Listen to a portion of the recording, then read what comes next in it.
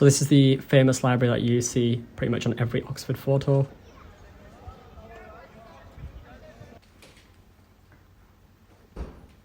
So again, coming through the underground entrance. I originally thought this was the entirety of the library, but then the more I looked, the more I found.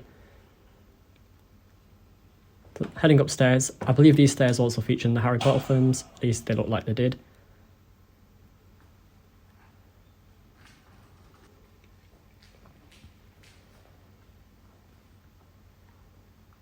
Now heading up, again, insane architecture. There's also a really nice study space upstairs, which we'll get to in a second.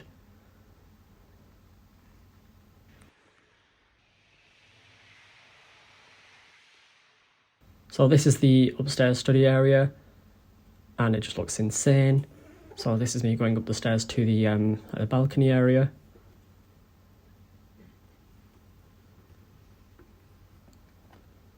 So again, I believe this area is restricted to students only.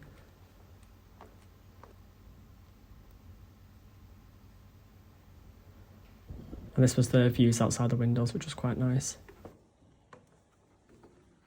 That completes my Radcliffe Library tour.